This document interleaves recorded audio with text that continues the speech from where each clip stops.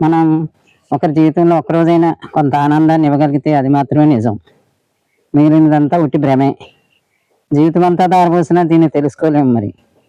మన జీవితాలు సుసుఖం కోసం, మన సుఖం కోసం మాత్రమే కాదు, ధనార్జన కోసం అంతకంటే కాదు. భగవంతుని పట్ల పరిపూర్ణ విశ్వాసం కలిగి ఉండాలి మరి. మరి కదా!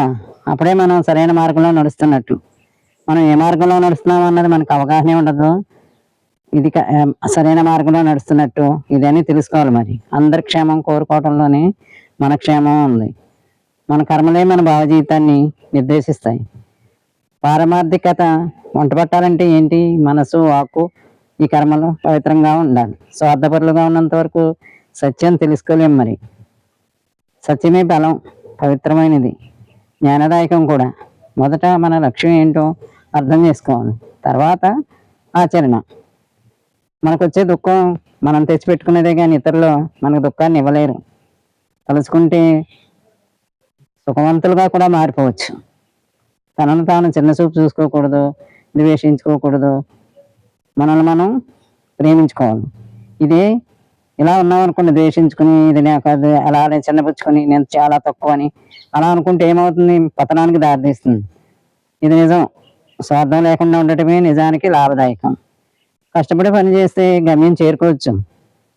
మంచితనం మన సహజ స్వభావం. నిజానికి అందరిలోనూ మంచి ఉంటుంది. సహజమైన స్వభావం మనిషికి. దీన్ని విడిచిపెట్టకూడదు. ధైర్యం ఉండాలి. దేన్నైనా ఎలాంటి దాన్నైనా ఎదుర్కొనే శక్తి మనకుంది లోపల. కానీ మనం ఆ శక్తిని పోగొట్టుకుంటున్నాం. మనం ఇతరులకు ఏమీ ఇవ్వలేకపోయినా కొన్ని మాటలు, మంచి మాటలు ప్రేమపూర్వకంగా వారి చెవిని ఎందుకు వేయకూడదు? కనీసం ఇది కూడా చేయలేము. ప్రయత్నం చేద్దాం మరి. ఇతరులకు కొంచెం మంచి మాటలు, కష్టాల్లో ఉన్న వాళ్ళకి మంచి ధైర్యం ఇవ్వటం, లేకపోతే ఒక మంచి మాట చెప్పడం. ఇంకా పుండు మీద పుల్లలాగా బాధ పెడతాం కాదు. మన బాధలను శాశ్వతంగా తొలగించగలిగింది తత్వజ్ఞానం ఒక్కటే. జ్ఞానం ద్వారానే ఇవన్నీ మనం తెలుసుకోవాలి. ఇదే మూలం. ప్రస్తుతం మన పరిస్థితికి మనమే బాధ్యులం కదా. ఇతరులు ఎంత మాత్రమే కానే కాదు. మనం ఏం కావాలని కోరుకుంటామో అలా అవటానికి మనకు శక్తి ఉంది. ఆ నిశ్చయమే మనకు ఉండాలి.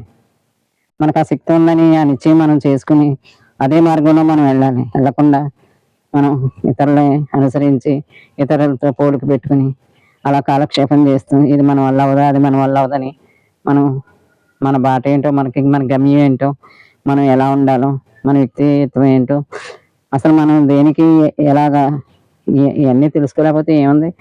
రొటీన్గా ఏదో రోజు వెళ్ళిపోద్ది. అన్ని కర్మలో చుట్ట పెట్టుకుంటాం, సమయం అంతా వృధా చేసుకుంటాం. అలా కాకుండా మనకున్న పనిని మన పనులు మనం చేసుకుంటూ పరమాత్మ చింతనలో ఆయనతో మాట్లాడుకుంటూ, ఆయనతో చెప్పుకుంటూ మన పనులన్నింటినీ కూడా క్షణమాత్రంలో అయిపోయినట్టు మనకు ఎంతో తేలిగ్గా అనిపిస్తుంది. ఆచరించి చూడండి, తెలుస్తుంది నిజంగా. ఈ అనుభవం చాలా గొప్పది. అనుభవం చేద్దామా? రేపు ఇంకో విషయం మాట్లాడుకుందాం.